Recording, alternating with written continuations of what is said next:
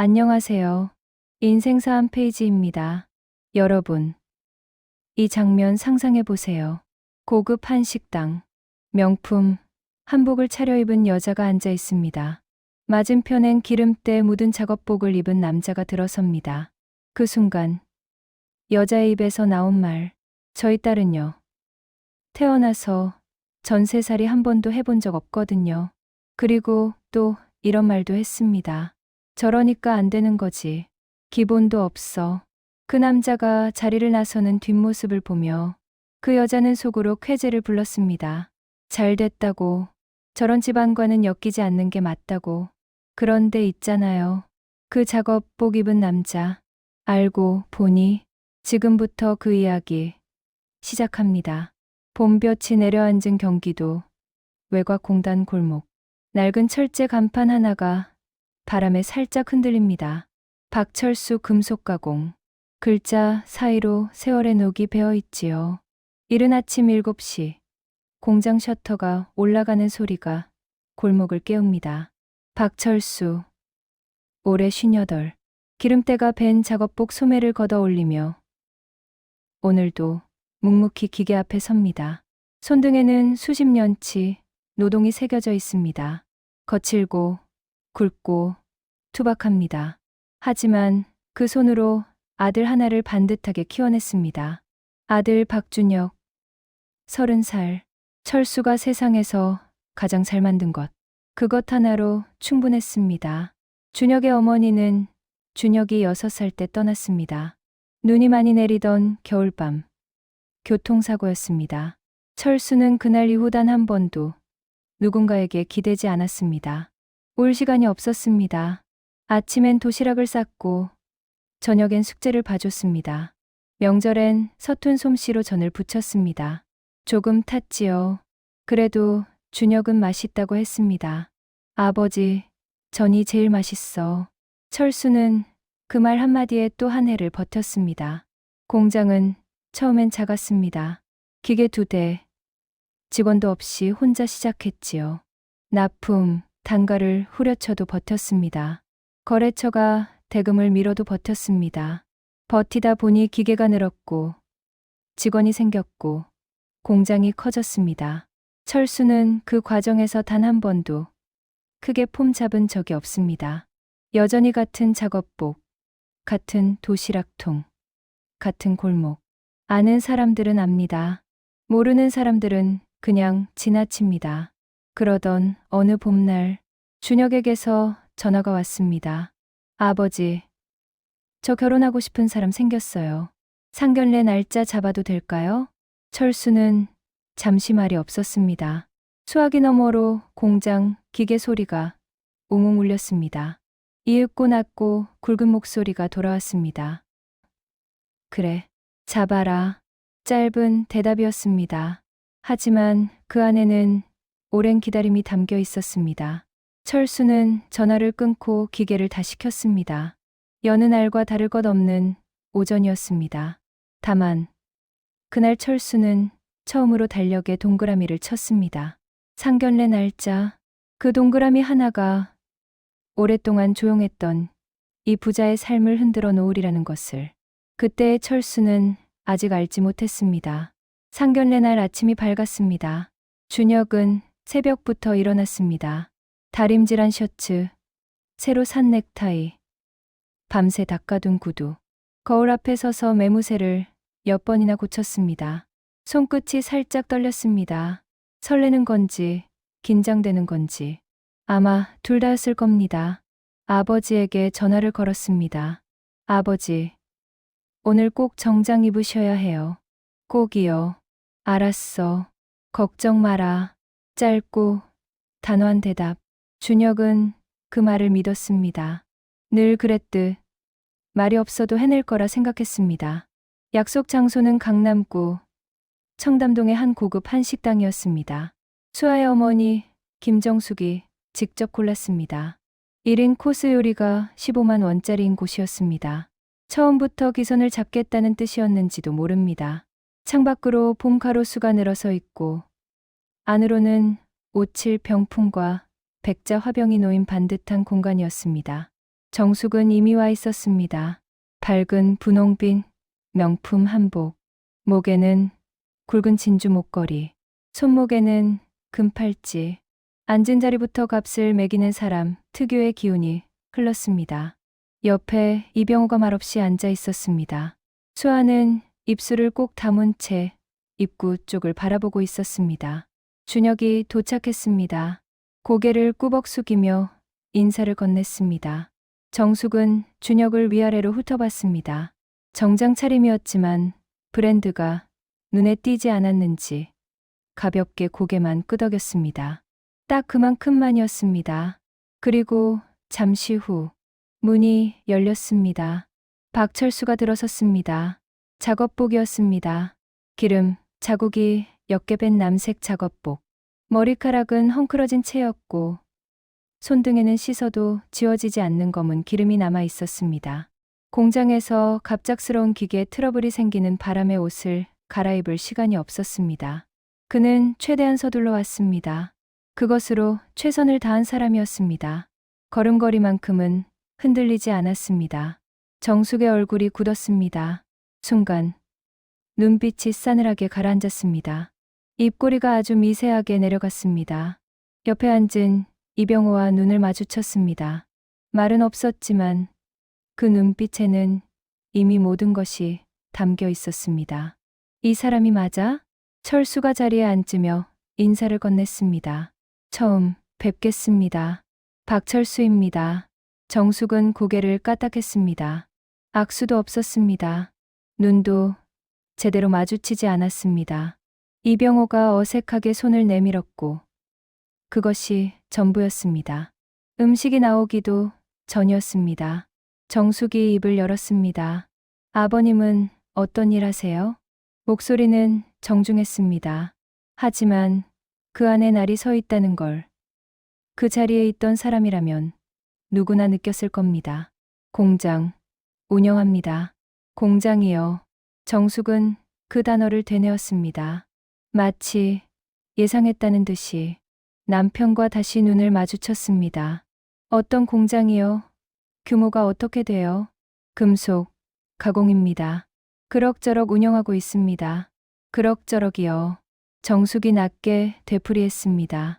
그리고 조금의 망설임도 없이 말을 이었습니다. 솔직히 여쭤볼게요. 아버님, 준혁 씨 연봉이 얼마예요? 준혁의 표정이 굳었습니다. 저희 수아가 지금 다니는 회사가 꽤 되거든요. 연봉도 있고 복지도 있고. 근데 결혼하면 여자가 희생을 많이 하잖아요. 그러니까 남자 쪽에서 그만큼은 맞춰줘야 하지 않겠어요? 수아가 작게 말했습니다. 엄마, 그건 나중에 얘기해도. 나중에 결혼이 감정으로만 되는 줄 알아? 현실이 있잖아. 현실이. 정숙은 딸의 말을 단칼에 잘랐습니다. 그리고 시선을 다시 철수에게 고정했습니다. 아버님, 아파트는 있으세요? 준혁 씨 명의로. 전세로 살고 있습니다. 전세요. 정숙의 입꼬리가 다시 내려갔습니다. 이번엔 감추지도 않았습니다. 그럼 결혼하면 전세로 시작하겠네요. 저희 딸이 전세살이를 해본 적이 없거든요. 태어나서 한 번도요. 식당 안이 조용해졌습니다. 직원이 전체 요리를 내려놓고 얼른 자리를 피했습니다. 정숙은 멈추지 않았습니다. 어머님은 안 계시다고 들었는데 그럼 집안일 명절 이런 거는 어떻게 되는 거예요? 저희 수아한테 다 떠넘겨지는 거 아니에요? 준혁이 참다 못해 끼어들었습니다. 어머니, 그 말씀은 나는 현실적인 얘기를 하는 거야. 결혼은 두 사람만 하는 게 아니잖아. 정숙은 눈 하나 깜짝하지 않았습니다. 오히려 더 당당했습니다. 아버님, 노후 준비는 되어 있으세요? 나중에 연세 드시면 준혁 씨가 부양해야 할 텐데 그게 저희 딸한테도 부담이 되는 거거든요.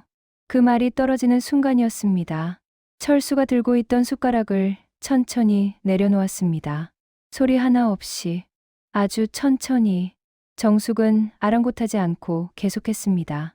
솔직히 저는 수아가 좀 더 좋은 조건에서 시작했으면 해요. 나쁜 말이 아니라 엄마로서 당연한 바람 아니겠어요? 첫 단추가 중요하다고. 집안이 어떠냐에 따라 시작점이 달라지잖아요. 이병호가 물을 마셨습니다. 시선을 피했습니다. 수아는 눈을 내리깔았습니다. 손이 떨렸습니다. 막아야 한다는 걸 알면서도 어릴 때부터 어머니 앞에서 한 번도 소리를 높여본 적 없는 그 습관이 발목을 잡았습니다. 철수는 자리에서 천천히 일어섰습니다. 서두르지 않았습니다. 재킷도 없었고 차림새도 여전히 작업복이었습니다. 하지만 그 순간 그 자리에서 가장 반듯한 사람은 그였습니다. 제가 부족한 건 맞습니다. 낮고 굵은 목소리였습니다. 근데 우리 준혁이는 제가 보증합니다. 그 말 한마디를 끝으로 철수는 문을 향해 걸었습니다. 뒤에서 정숙의 목소리가 들렸습니다. 어머, 사람이 말하는데 그냥 나가버려? 저러니까 안 되는 거지. 기본도 없어. 이병호가 나직이 덧붙였습니다. 우리 수아랑은 맞지 않는 집안인 것 같긴 해. 준혁은 그 말을 들었습니다. 다 들었습니다. 자리에서 일어서지 못했습니다. 다리에 힘이 풀렸습니다. 눈이 뜨거워졌습니다. 수아가 테이블 아래로 손을 뻗었습니다. 준혁의 손을 건드렸습니다. 준혁은 천천히 그 손을 걷었습니다. 식당 밖, 철수는 골목 한쪽에 서 있었습니다. 담배를 꺼내다가 다시 넣었습니다. 하늘을 올려다봤습니다. 봄인데 바람이 차가웠습니다. 오랫동안 그 자리에 서 있었습니다. 표정은 보이지 않았습니다. 뒷모습만 남아 있었습니다. 작업복 등짝 위로 봄볕이 무심하게 내려앉고 있었습니다. 그날 밤, 준혁은 아버지에게 전화를 걸었습니다. 아버지, 괜찮아요? 한참 후 대답이 왔습니다. 나는 괜찮다. 너는? 준혁은 대답하지 못했습니다. 수화기를 쥔 채 눈을 감았습니다. 괜찮지 않았습니다. 전혀요. 그리고 그날 밤, 준혁은 처음으로 생각했습니다. 평생 아무 말 없이 살아온 아버지에게 한 번도 제대로 묻지 못한 것이 있다는 걸. 아버지, 나 때문에 오늘 많이 억울하셨죠? 차마 입 밖에 꺼내지 못한 그 말이 밤새 가슴속을 떠나지 않았습니다. 상견례가 끝난 다음 날 아침이었습니다. 준혁은 잠을 거의 자지 못했습니다. 천장을 바라보다가 뒤척이다가 결국 새벽 4시에 일어나 앉았습니다. 머릿속에서 어젯밤 장면들이 계속 재생됐습니다. 정숙의 눈빛, 이병호의 외면, 그리고 아버지의 뒷모습, 작업복 등짝 위로 내려앉던 봄볕. 그 장면만큼은 지워지지 않았습니다. 준혁은 핸드폰을 들었다가 내려놓았습니다. 수아에게 전화를 걸어야 하는지, 걸지 말아야 하는지, 아버지에게 무슨 말을 해야 하는지 아무것도 정리가 되지 않았습니다. 가슴 한가운데 무언가 단단하게 막혀있는 느낌이었습니다. 오전 10시, 수아에게서 먼저 연락이 왔습니다. 준혁아, 나 할 말 있어. 잠깐 볼 수 있어? 목소리가 가라앉아 있었습니다. 준혁은 말없이 알겠다고 했습니다. 둘은 집 근처 공원 벤치에 나란히 앉았습니다. 봄인데도 하늘은 흐렸습니다. 바람이 쌀쌀하게 불었고 공원엔 사람이 많지 않았습니다. 수아는 한동안 말을 꺼내지 못했습니다. 손가락을 꼭 쥐었다 폈다를 반복했습니다. 어제 일, 정말 미안해. 엄마가 너무했어. 나도 알아. 수아야. 응. 미안하다는 말. 지금 나한테 하는 거야. 아버지한테 해야 하는 거야? 수아가 입술을 깨물었습니다. 눈가가 붉어졌습니다. 둘 다한테. 준혁은 고개를 끄덕였습니다. 하지만 표정은 풀리지 않았습니다. 사과를 받아들이고 싶었습니다. 진심으로. 그런데 마음이 따라주질 않았습니다.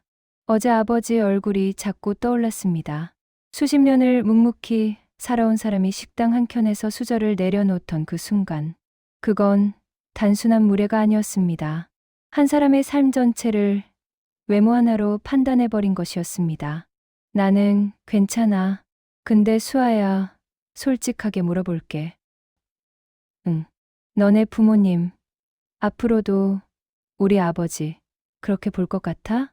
수아는 바로 대답하지 못했습니다. 그 침묵이 대답이었습니다. 준혁은 더 묻지 않았습니다. 며칠이 지났습니다. 준혁은 혼자 아버지 공장을 찾아갔습니다. 사전 연락 없이 그냥 불쑥 공장 안으로 들어서자 기계 소리가 귀를 때렸습니다. 쇳가루 냄새와 기름, 냄새가 섞인 공기, 어릴 때부터 맡아온 냄새였습니다. 묘하게 마음이 가라앉는 냄새이기도 했습니다. 철수는 기계 옆에서 도면을 들여다보고 있었습니다. 준혁을 보더니 짧게 눈인사를 했습니다. 놀라는 기색도 반기는 기색도 크게 내비치지 않았습니다. 늘 그런 사람이었습니다. 직원들이 자리를 피해줬습니다. 부자는 공장 한켠 작은 휴게실에 마주 앉았습니다. 믹스커피 2잔. 철수가 먼저 잔을 내밀었습니다. 준혁은 꺼내려던 말을 삼켰습니다. 아버지, 미안해요. 그 말이 목까지 올라왔다가 다시 내려갔습니다. 정작 잘못한 게 없는 사람에게 왜 미안하다고 해야 하는지 스스로도 정리가 되지 않았습니다. 대신 이렇게 물었습니다. 아버지, 그날 많이 힘드셨죠? 철수는 커피를 한 모금 마셨습니다. 창밖을 한번 봤습니다. 힘들긴 뭐가 힘들어. 나는 괜찮다. 아버지, 준혁아, 저 어떻게 해야 해요? 처음으로 꺼낸 말이었습니다. 30평생 아버지 앞에서 흔들리는 모습을 보인 적이 없었습니다. 아버지가 힘든 걸 알면서도 먼저 괜찮냐고 물어본 적도 드물었습니다. 그런데 지금은 더 이상 버틸 수가 없었습니다. 철수는 잠시 아들을 바라봤습니다. 눈가의 주름이 깊어졌습니다. 내가 결정해라. 아버지는 상관없다. 상관없다는 게 무슨 말이에요? 내 인생이라는 거다. 그 말을 끝으로 철수는 다시 도면 쪽으로 시선을 옮겼습니다. 대화가 끝난 것이었습니다. 준혁은 커피잔을 두 손으로 감쌌습니다. 따뜻했습니다. 그런데 가슴은 차가웠습니다. 아버지는 상관없다고 했습니다. 하지만 준혁은 알고 있었습니다. 그 말 뒤에 아버지가 삼킨 것들이 얼마나 많은지를. 정숙의 전화를 받은 지 사흘이 지났습니다. 준혁은 결정을 내리지 못한 채 하루하루를 버텼습니다. 수아와의 연락은 점점 줄어들었습니다. 말을 아끼는 게 아니라 더 이상 꺼낼 말이 없었습니다. 그런 침묵이 가장 무서운 법입니다. 그러던 어느 날 오후, 준혁의 직장 동료 정 대리가 커피를 건네며 말했습니다. 야, 너 아버지 박철수 씨 맞지? 오늘 뉴스 봤어? 준혁은 고개를 들었습니다. 무슨 뉴스? 정 대리가 핸드폰 화면을 내밀었습니다. 화면 속 제목이 눈에 들어왔습니다. 지역 중견기업 박철수 대표, 산업부 장관 표창 수상 30년 외길 제조업 신화. 사진 속 철수는 정장을 입고 있었습니다. 무대 위에서 표창장을 받는 모습, 주름진 얼굴, 굵은 손. 그런데 어깨가 꼿꼿했습니다. 기사 안으로 들어가자 숫자들이 나왔습니다. 연 매출 300억 원대, 수도권 공장 부지만 수십억, 협력사 22곳, 고용 인원 140명. 준혁은 기사를 읽으면서도 실감이 나지 않았습니다. 알고 있었습니다. 아버지 회사가 작지 않다는 것을. 하지만 이렇게 숫자로 보는 건 처음이었습니다. 아버지는 단 한 번도 그런 이야기를 꺼낸 적이 없었습니다. 집에서도, 밥상에서도, 전화에서도 그냥 늘 괜찮다고만 했습니다. 문제는 다른 곳에서 터졌습니다. 그 기사를 본 사람이 준혁만이 아니었습니다. 수아의 어머니 정숙도 봤습니다. 정숙은 기사를 3번 읽었습니다. 손이 떨렸습니다. 핸드폰을 내려놓았다가 다시 들었습니다. 남편 이병호를 불렀습니다. 여보, 이것 좀 봐봐. 이병호가 화면을 들여다봤습니다. 표정이 굳었습니다. 이게 그 아버지야? 응. 거실이 조용해졌습니다. 시계 소리만 났습니다. 정숙은 소파에 등을 기댔습니다. 눈을 감았습니다. 상견례 날 장면이 머릿속을 스쳐 지나갔습니다. 작업복, 기름때, 헝클어진 머리, 그리고 자신이 쏟아냈던 말들. 저희 딸은 불편하게는 살지 않았으면 해서요. 그 말이 지금 이 순간 부메랑이 되어 돌아왔습니다. 정숙은 가슴을 쥐어뜯고 싶었습니다. 내가 무슨 짓을 한 거야. 이병호는 아무 말도 하지 않았습니다. 할 말이 없었습니다. 그도 그날 방관했으니까요. 그날 밤 수아가 집으로 들어오자마자 정숙이 불렀습니다. 수아야, 앉아봐. 수아는 어머니 얼굴을 보고 직감했습니다. 뭔가 알게 됐구나. 엄마. 알았어? 정숙은 고개를 끄덕였습니다. 눈이 벌겋게 부어 있었습니다. 수아야, 엄마가 큰 실수를 했다. 실수? 수아의 목소리가 낮아졌습니다. 눈물이 차오르는 게 보였습니다. 엄마, 그게 실수야? 그분이 가난해 보였으면 괜찮았어? 돈 있다는 걸 알고 나서 후회하는 거잖아. 정숙이 입을 열지 못했습니다. 나는 준혁이 아버지가 부자라서 결혼하고 싶은 게 아니야. 그 아버지가 어떤 분인지 알기 때문에 결혼하고 싶은 거야. 엄마는 그게 차이가 없어 보여? 방 안이 조용해졌습니다. 정숙의 눈에서 눈물이 흘렀습니다. 처음 보는 모습이었습니다. 수아는 방으로 들어가 문을 닫았습니다. 등을 문에 기댄 채 천천히 주저앉았습니다. 이기고 싶지 않았습니다. 그냥 울고 싶었습니다. 준혁은 아버지에게 전화를 걸었습니다. 신호가 울리는 동안 손에 땀이 났습니다. 3번 만에 연결됐습니다. 왜? 아버지, 수아 어머니가 직접 사과하고 싶다고 해요. 자리 만들어도 될까요? 침묵이 흘렀습니다. 공장, 기계 소리가 배경에 깔렸습니다. 준혁은 숨을 참았습니다. 됐다. 아버지, 만나지 않아도 된다고. 전화가 끊겼습니다. 준혁은 핸드폰을 내려다봤습니다. 예상했던 대답이었습니다. 그런데도 가슴이 철렁했습니다. 아버지의 됐다는 단순한 거절이 아니었습니다. 그 안에는 오랜 세월이 담겨 있었습니다. 무시당하는 것에 익숙해진 사람의 이제 더 이상 기대하지 않겠다는 결심 같은 것이. 준혁은 그날 퇴근 후 공장으로 찾아갔습니다. 직원들이 모두 퇴근한 저녁이었습니다. 공장 안은 조용했습니다.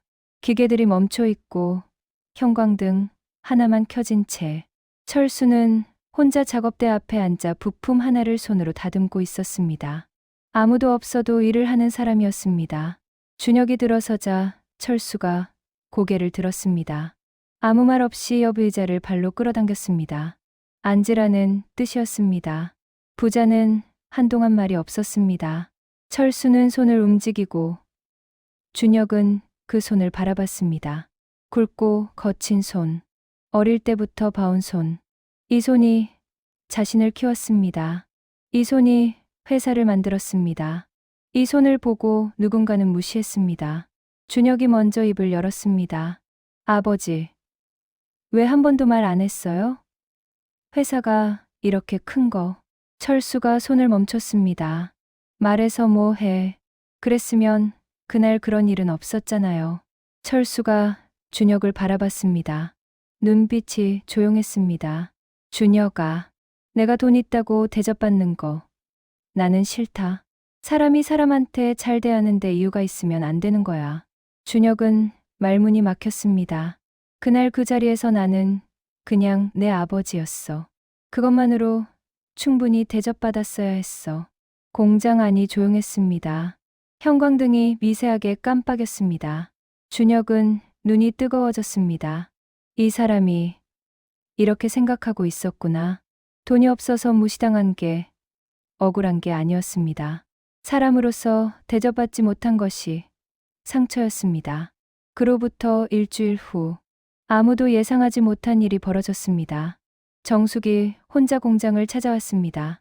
준혁도 수아도 이병호도 없이 혼자였습니다. 평소와 다른 차림이었습니다. 명품 핸드백도 진주 귀걸이도 없었습니다. 수수한 코트에 작은 보자기 하나만 들고 있었습니다. 직원이 안으로 안내했습니다. 철수는 사무실에서 서류를 보다가 고개를 들었습니다. 정숙을 보는 순간 표정이 굳었습니다. 자리에서 일어나지 않았습니다. 정숙은 문 앞에 멈춰 섰습니다.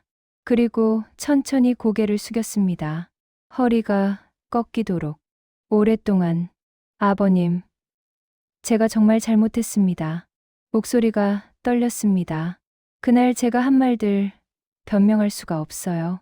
사람을 겉모습으로 판단했습니다. 부끄럽습니다. 철수는 아무 말도 하지 않았습니다. 정숙은 고개를 들지 못한 채 계속했습니다. 돈이 있다는 걸 알고 나서 찾아온 거라고 생각하실 수 있어요. 맞아요. 그게 계기였어요. 근데 그게 부끄러워서 더 왔어요. 제가 왜 그렇게밖에 못 받는지 저 자신이 한심해서. 철수가 천천히 자리에서 일어났습니다. 창가로 걸어갔습니다. 공장 마당을 바라봤습니다. 직원들이 움직이고 있었습니다. 트럭이 들어오고 부품이 옮겨지고 오늘도 어김없이 돌아가는 현장. 한참 후 돌아섰습니다.